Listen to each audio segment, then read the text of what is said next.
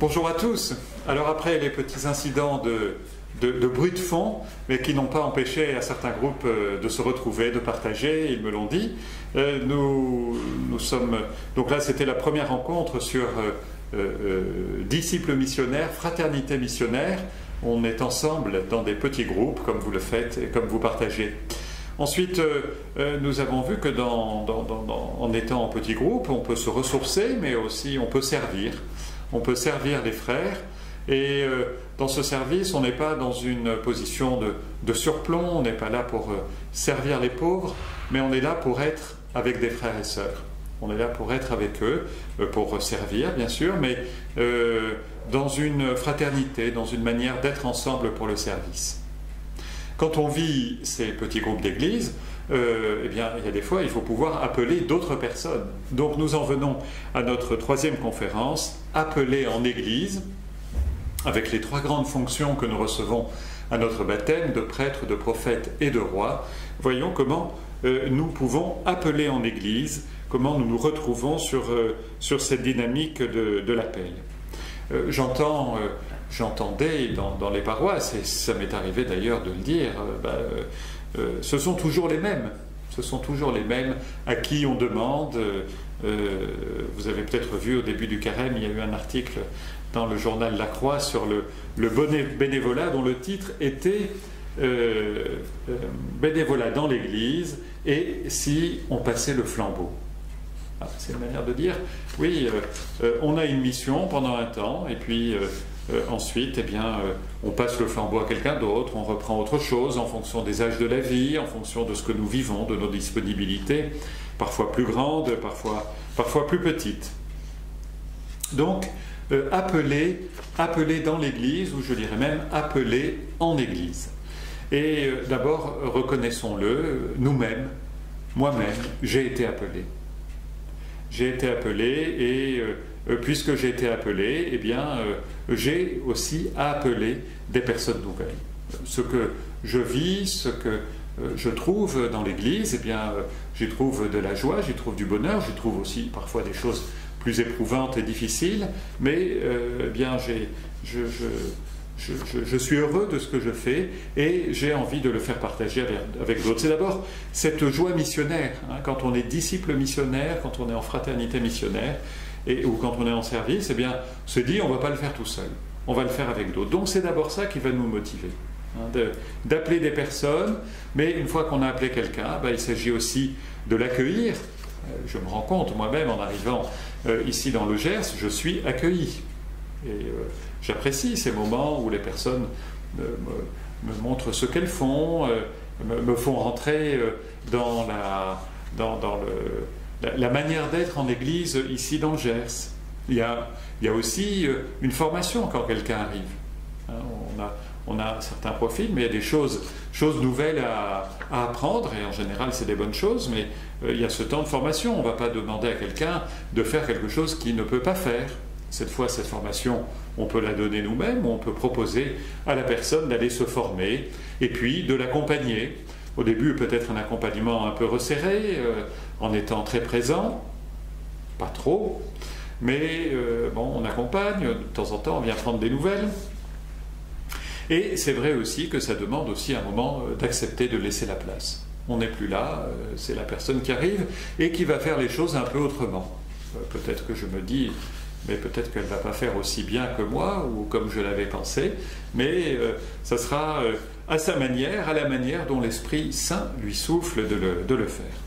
Donc voilà ces questions autour de l'appel, et je vous propose de les voir de trois manières. D'abord autour du choix.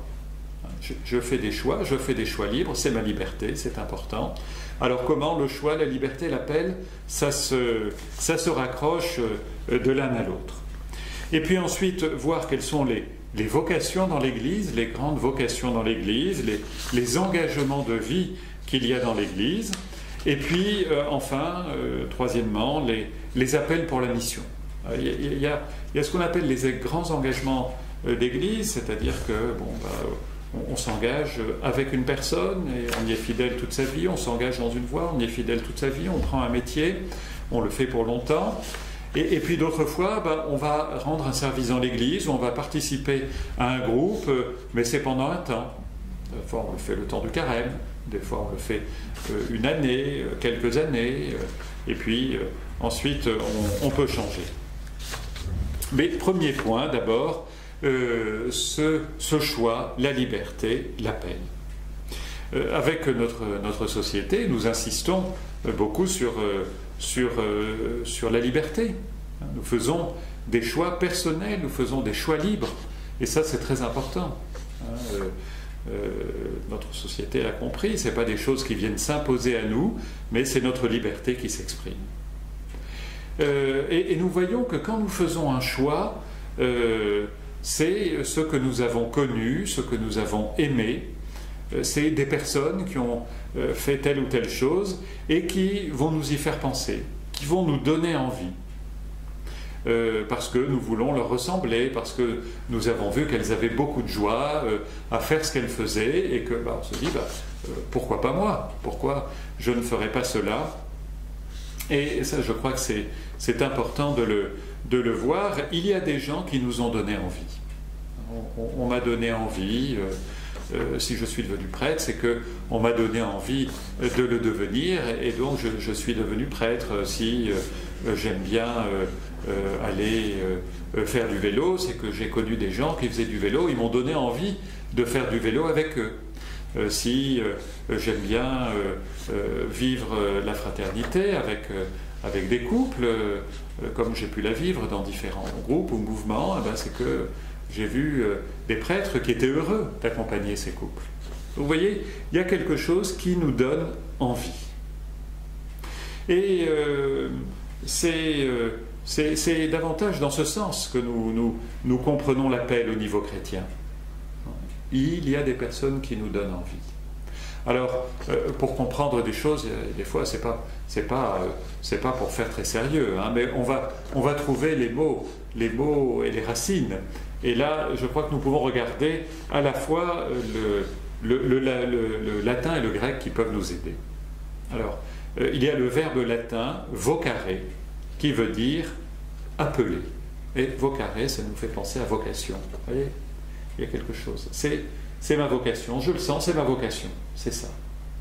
Alors là, dit oui, il y a tout à fait ce choix personnel qui est là et qui est essentiel. Mais je suis aussi appelé. Ceux qui étaient là et qui m'ont donné envie de faire ça, ils m'ont appelé.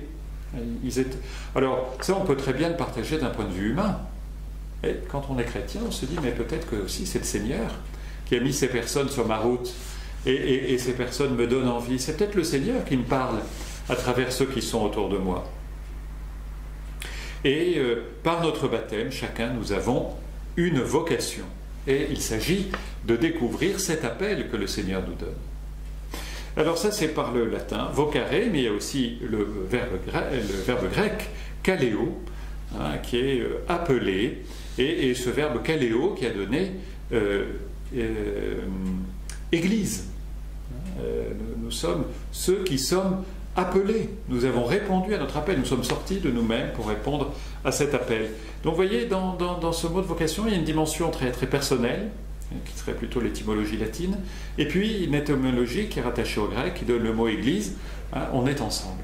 Nous le vivons ensemble, notre vocation. Elle est tout à fait personnelle, notre vocation, mais elle est aussi ecclésiale.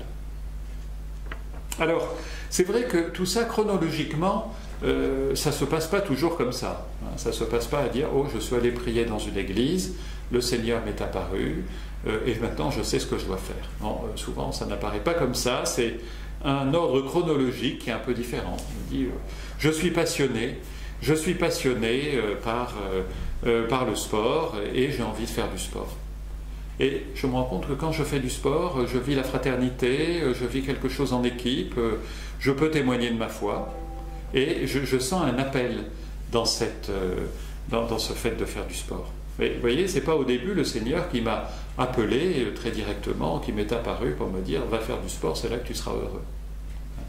Mais chronologiquement, les choses se passent d'une certaine manière, et puis après je remets les choses dans l'ordre et je me dis « mais si je fais ce sport, c'est parce que le Seigneur m'a appelé.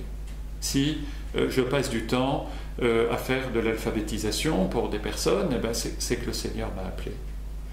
Mais au début, j'y suis allé parce que c'est un tel qui m'a demandé, puis j'avais envie de le faire, et je m'aperçois que je suis heureux en faisant ça. Mais chronologiquement, les choses ne se passent pas tout à fait comme elles le sont théologiquement, ou théologiquement, c'est d'abord le Seigneur qui nous appelle, le Seigneur qui nous aime et qui veut quelque chose qui nous convient. Et donc, ce qui compte, ça va être notre adhésion, notre oui, notre liberté. Seigneur, je choisis librement de répondre à ton appel pour devenir prêtre, pour faire ce métier, pour quelques années de ma vie, donner du temps pour ce que tu me demandes. Mais cela va demander du discernement. C'est discernement, c'est l'Esprit Saint. Il faut faire appel à l'Esprit pour dire, mais Seigneur, c'est vraiment ça que tu me demandes? Je m'entends bien avec telle personne. Des jeunes parfois se disent ça, je m'entends bien. Est-ce que c'est le mariage que tu me demandes? Est-ce que c'est plus qu'une amitié? Est-ce que c'est un amour? Est-ce que je veux fonder ma vie avec cette personne qui est là? Et là, c'est l'Esprit Saint qui va nous éclairer. Et l'Esprit Saint, il nous éclaire avec les personnes qui sont autour de nous. Alors, on va demander l'esprit de conseil, une personne qu'on connaît, en qui on a confiance. Alors, un prêtre, un religieux, une religieuse qui va nous accompagner pendant longtemps, pendant un temps, qui va nous aider à prendre une décision. Je vais pouvoir me dire, mais est-ce que cette chose, elle est bonne pour moi? Est-ce qu'elle va me faire grandir? Si je ne réponds pas à cet appel, est-ce que j'aurai un regret? Alors, des manières de nous dire, des questions à nous poser, puis pendant tout un temps, vraiment, on dit, cette semaine, ce mois-ci, je porte ça, et à la fin, je verrai vraiment où le Seigneur m'appelle. Et donc, je ne suis pas seul, il y a cette dimension ecclésiale, mais voyez, il y a dans l'ordre théologal, dans l'ordre de Dieu, qui n'est pas forcément l'ordre chronologique, il y a un appel qui est là, que je reçois par les personnes qui sont autour de moi, que je peux recevoir dans la prière aussi, ça peut arriver, et je vais prendre un temps pour discerner, pour savoir si c'est vraiment là que le Seigneur m'appelle, et donc je vais y répondre. Alors, je vous disais, il y a ces deux grands types d'engagements, les grands engagements de vie ou les engagements pendant un temps. Les grands engagements de vie, on dira les vocations, eh bien, c'est le mariage. C'est le mariage, donc c'est cette vocation d'époux, de vivre cet amour du Seigneur, cet amour extraordinaire entre un homme et une femme, et de porter des fruits dans la parentalité. Et c'est une manière pour nous de porter dans la prière les familles, puisque nous le savons, le 19 mars, c'est l'année Saint-Joseph, l'année de la famille, qui commence. Et nous portons dans notre prière les époux et les parents. Il y a aussi la vie consacrée, tout donner pour le Christ dans la vie communautaire, dans la prière, dans le travail, et nous portons dans notre prière les religieux et religieuses, les moines, il n'y en a pas malheureusement, mais les moniales, les consacrés, les vierges, il peut y avoir aussi des vocations d'ermites, de veufs ou de veuves, différentes vocations, et nous les portons, notre prière, ils sont là. Ils prient pour nous, ils nous aident, et nous aussi, on les porte dans notre prière. Et peut-être qu'on se sent appelé à vivre cette vie. Il y a aussi ceux qui vivent le service, les diacres, configurés au Christ serviteur. Il y a bien sûr les prêtres, pasteurs de l'Église qui présentent au monde en votre nom le pain et le vin pour présenter au Seigneur votre vie, la vie du monde et de l'Église. Il y a, parfois c'est le baptême. Parfois, c'est le baptême qui va se déployer pour toute une vie. Il n'y a pas besoin, entre guillemets, d'un autre sacrement, d'un engagement religieux. Le baptême va se déployer et va donner vraiment deux belles choses. Il est vrai que parfois, les choses ne se passent pas comme on les attendait, comme on les rêvait. Et parfois, c'est un consentement qui nous est donné parce que le mariage n'est pas ce qu'on attendait. Et parfois, en s'accrochant, on arrive à maintenir cet appel. D'autrefois, il se passe d'autres choses, mais soyons convaincus que il y a toujours un appel du Seigneur, et que dans cet appel, il y a son amour qui est là, et que dans le baptême, cet appel cet appel nous est donné. Alors il y a des grands engagements aussi qui sont ceux d'un métier, ceux qui sont d'une formation, ceux qui sont d'un instrument de musique, d'un sport qui va nous accompagner toute notre vie. Vous voyez, ce n'est pas toujours un engagement solennel qu'on prend, mais ça nous tient, et le Seigneur est là aussi dans ces engagements. Et puis parfois, eh bien, il y a des engagements plus courts, pour un temps. Vous avez peut-être à l'esprit, nous l'avons eu au bréviaire au début du carême, Jéthro et Moïse, où Jéthro, le beau-père de Moïse, lui donne un conseil judicieux. Il lui dit: tu ne peux pas faire tout seul, il faut faire avec d'autres. Et donc nous avons notre mission chrétienne que nous allons remplir de deux manières, que nous pouvons remplir dans un milieu profane, dans le monde professionnel, dans la cité, dans des associations. Comme chrétien, je suis là. Et puis ça peut être fait aussi dans l'Église, en fonction des besoins de l'Église, et nous savons qu'il y en a, que ce soit dans la fonction sacerdotale, c'est-à-dire dans la prière, dans la préparation des sacrements, dans leur déploiement, dans la vie contemplative, dans la liturgie, dans la chorale, beaucoup de choses. D'autres fois, ça sera davantage dans la dimension prophétique, comme les catéchistes, comme les formateurs, comme tous ceux qui passent du temps pour transmettre la foi, les prêtres. Et puis, il y a des fois, c'est la fonction royale qui va être davantage dans le service, ce que font les diacres, mais aussi par notre baptême, nous sommes invités à vivre ce service. Donc vous voyez, il y a ces missions, celles qui sont remplies habituellement dans les paroisses, dans les services, dans les mouvements, dans le vaste monde dans lequel nous sommes, où, en vertu de notre baptême, eh bien, nous sommes appelés à remplir une mission pendant un temps, pour la communauté chrétienne, pour l'équipe d'animation pastorale, pour les répondants, pour les équipes obsèques, pour beaucoup de belles missions qui sont dans notre diocèse. Alors le Seigneur a appelé les disciples. Il en a appelé 4 d'abord, puis il en a appelé 12, et puis il en a appelé 72, mais il les a jamais envoyés tout seuls, ils étaient toujours au moins par 2. Rappelons-nous nous-mêmes que nous sommes appelés par le Seigneur, et à quelques-uns, nous pouvons nous dire, mais qui on pourrait appeler? Qui attend cet appel? Puisque moi j'ai répondu, il y a sûrement une autre personne qui peut le faire. Peut-être qu'il y a des fois on est un peu trop nombreux dans un groupe, surtout maintenant, on se réunit vraiment dans des petits groupes. Donc on va se diviser par 2, et puis on appellera 1 ou 2 personnes de plus dans chaque groupe.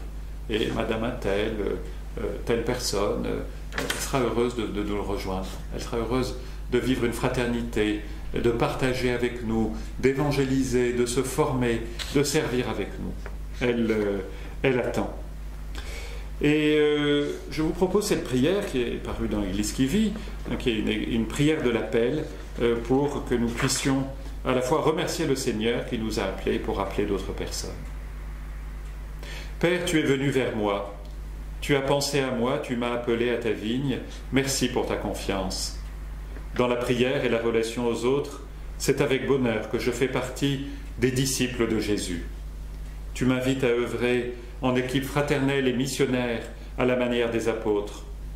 Je te confie chacune des équipes du GER, ses joies, ses difficultés, ses espérances. La moisson est abondante et d'autres ouvriers attendent un signe de toi pour se mettre en chemin. En petits groupes d'église, montre-nous ce que tu appelles maintenant comme laïcs engagés, consacrés, diacres, prêtres, pour être au service de ton peuple, de ton troupeau. Puis, envoie-nous vers eux pour les appeler en ton nom, avec Sainte Marie d'Auge, Saint Joseph et tous les saints, avec les familles et les communautés du diocèse. Donne-nous de répondre chaque jour à ton appel dans la liberté de l'Esprit Saint. Amen. Alors je vous propose, comme signe de conversion, peut-être d'appeler une personne autour de vous pour lui proposer de vous rejoindre dans un groupe d'église. Personne, ça lui fera plaisir parce que vous l'aurez appelé, peut-être qu'elle dira non. mais peut-être qu'elle dira oui et que vous serez heureux de servir avec elle. Et puis en équipe, en groupe, vous pourriez partager autour des ouvriers de la dernière heure, de la 11e heure, dans l'Évangile selon Matthieu, chapitre 20, versets 1 à 16, les ouvriers de la 11e heure, dans l'Évangile selon saint Matthieu, chapitre 20, versets 1 à 16. Et en écoutant la parole, ce qui viendra de votre cœur ou en répondant à ces questions, qu'est-ce qui vous touche dans ce texte? À quoi est-ce que je me sens appelé maintenant, aujourd'hui? J'ai répondu à un appel il y a quelque temps, mais aujourd'hui, à quoi je me sens appelé? Et puis en regardant les personnes autour de moi, comment je vais relayer l'appel du Seigneur? Enfin, quels sont les appels qui m'ont permis de grandir comme enfant de Dieu? Et la dernière question, c'est plutôt une relecture. J'ai répondu aux appels, comment ça m'a aidé? Et comment maintenant cela va m'aider? Donc, à partir des ouvriers de la 11e heure, Matthieu 20, 1, 16, qu'est-ce qui me touche dans ce texte? À quoi je me sens appelé aujourd'hui, maintenant, en ce carême 2021? Qui est-ce que je vais appeler en regardant ceux qui sont autour de moi? Et puis, si on a le temps de le dire, petite relecture, quels sont les appels qui m'ont permis de grandir comme enfant de Dieu? Et puis, si nous le pouvons, nous prendrons un petit temps de prière, à partir du texte, à partir d'un chant, petit temps de silence ensemble, ça fait toujours du bien, et puis des intentions partagées, et nous confiant à notre Père du ciel et à la Vierge Marie, et puis cette prière que je vous ai dite. Alors, je vous souhaite une bonne continuation. Le Père Christian Delarbre reprendra le relais de manière plus biblique pour la suite des conférences de carême, et je me réjouis que vous puissiez prendre ce temps d'échange et de partage en petits groupes. C'est comme ça que l'on est heureux, qu'on a la joie d'être en Église. Bon partage, bonne montée vers Pâques et à bientôt.